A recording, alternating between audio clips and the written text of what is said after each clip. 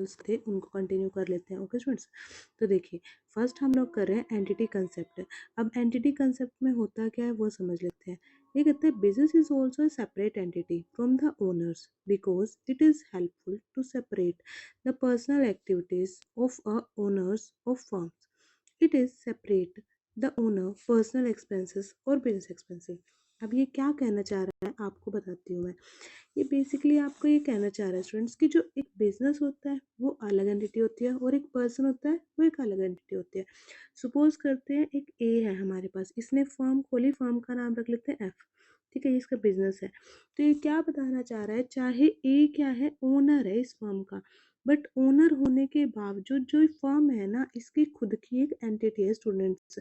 अगर आप बैंक में जाके अकाउंट खोलना चाहोगे तो हमारे पास फर्म की एंटिटी के नाम से क्या खुलेगा, एक अकाउंट खुलेगा। ठीक है, तो ये बेसिकली ये आपको बताना चाह रहा है कि हमारे जो भी पर्सनल एक्सपेंसेस है या आपके जो भी पर्सनल खर्चे हैं वो सब क्या है, ओनर के अलग होते हैं और किसके, हमारे बिजनेस के अलग होते हैं। तो इसी तरह से जो हमारा बिजनेस है वो क्या है स्टूडेंट्स, वो एक सेपरेट एंटिटी है किसी भी पर्सन से।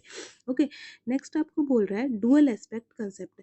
यानी कि हमारा डुअल एस्पेक्ट कंसेप्ट क्या होता है, ये आपको ये बताना चाह रहा है कि अकाउंट्स में जब भी हम कुछ भी पढ़ रहे हैं या फिर जो भी हम अकाउंट में एसेट डाल रहे हैं या लाइब्रेरी डाल रहे हैं, तो उसका इफेक्ट जो है स्टूडेंट दोनों साइड पड़ेगा।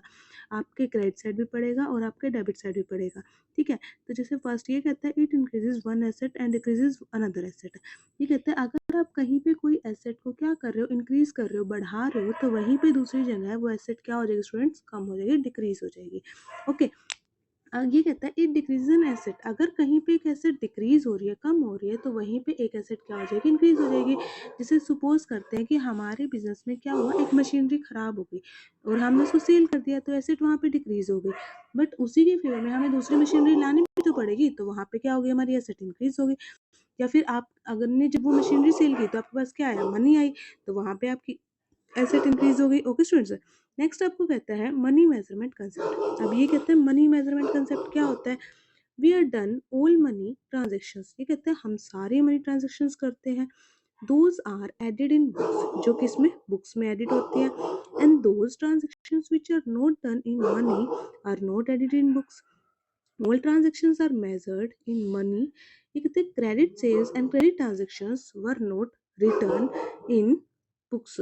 ठीक है, death of executives etcetera are recorded in books of accounts, non monetary events can not be recorded in books of account. देखिए बेसिकली आपको ये क्या बताने की कोशिश कर रहा है स्टूडेंट्स, ये आपको ये बताने की कोशिश कर रहा है कि आपकी जो बुक्स होंगी ना, उसमें सिर्फ और सिर्फ क्या कौन सी एंट्रीज होगी, जो भी ट्रांजेक्शन आप मनी में करोगे ना, सिर्फ वही एंटर कर सकते हो जो आप क्रेडिट बेसिस पे सेल कर रहे हो या क्रेडिट पे आप जो भी ट्रांजेक्शन कर रहे हो वो किसमें, बुक्स में आपके रिकॉर्ड नहीं होगी।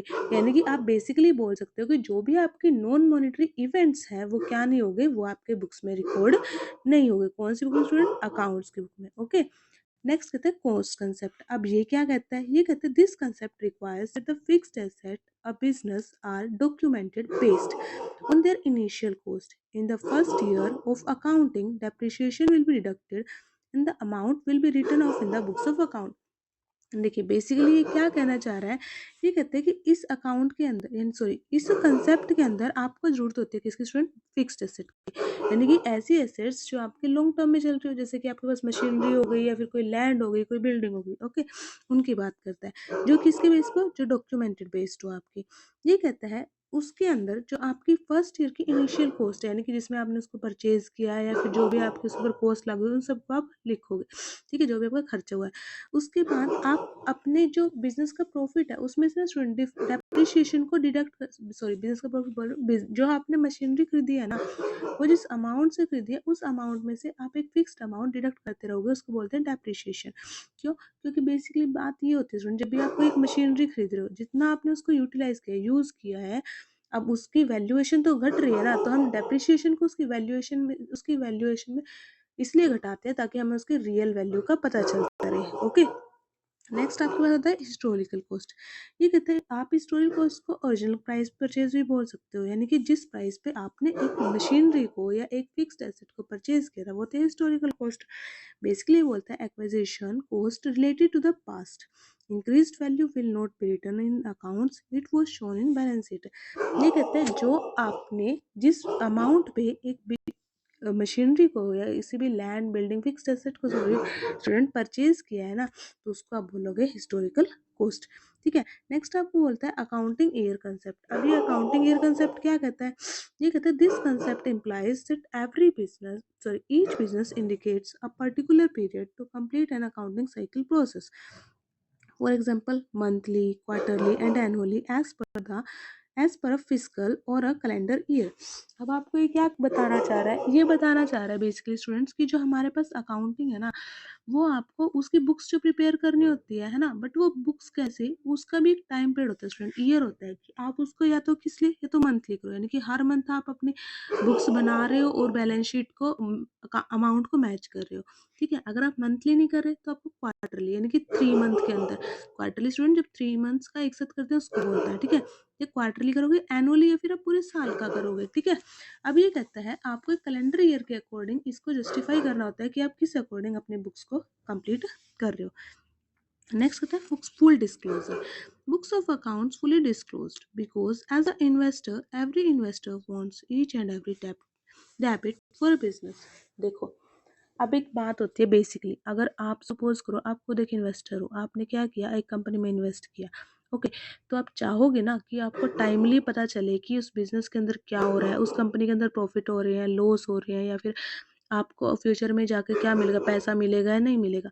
तो वही चीज़ ये कहता है कि जो भी हमारे पास जो भी हमारे इन्वेस्टर्स होते हैं वो चाहते हैं कि उनको बुक का क्या मिले, फुल डिस्क्लोजर मिले, यानी कि उनको पता चले कि उनका पैसा सही जगह इन्वेस्ट हुआ है या नहीं, उनको आगे जाके इसके रिटर्न्स मिलेंगे या नहीं मिलेंगे। ओके स्टूडेंट्स, तो वो जब आपके पास जो हमारे इन्वेस्टर जहाँ पे हमने इन्वेस्ट किया है मनी, वो फुली आपकी बुक्स का क्या करे, डिस्क्लोजर दे, तो होता है फुली डिस्क्लोजर। और कौन कौन चाहता है, हमारे इन्वेस्टर चाहते हैं बेसिकली। ओके, नेक्स्ट करते हैं मटेरियलिस्टिक कंसेप्ट। ये कहता है is tell us about those products which we purchase from business and it is usable for long term asset like sorry ये कहता है, ये बच्चे इनको हम मेटलिस्टिक कंसेप्ट ऐसे हम प्रोडक्ट को बोलेंगे जो हमारे हमने परचेज किया है और वो हमें क्या कर रहे हैं, एक लॉन्ग टर्म के लिए प्रॉफिट दे रहे हैं, एक लॉन्ग टर्म के लिए हम उसको यूज कर पा रहे हैं। ठीक है स्टूडेंट्स, उसको बोलते हैं मेटलिस्टिक कंसेप्ट। बेसिकली अगर इसका एग्जांपल लेना चाहो आप बोल सकते हो प्लांट परचेज और बिजनेस, यानी कि एक बिजनेस में हमने लगाने के लिए कोई भी प्लांट खरीदा। ठीक है, या फिर सेकंड बोल सकते हो मशीनरी परचेज एक्सेट्रा। ठीक है स्टूडेंट्स, आज का सेशन यहीं तक रखेंगे। थोड़ा सा कुछ बेसिक आपको बताना चाहती हूँ, मेन जो आपको बेसिकली कम ही बताया जाता है और आपको याद भी नहीं रहता।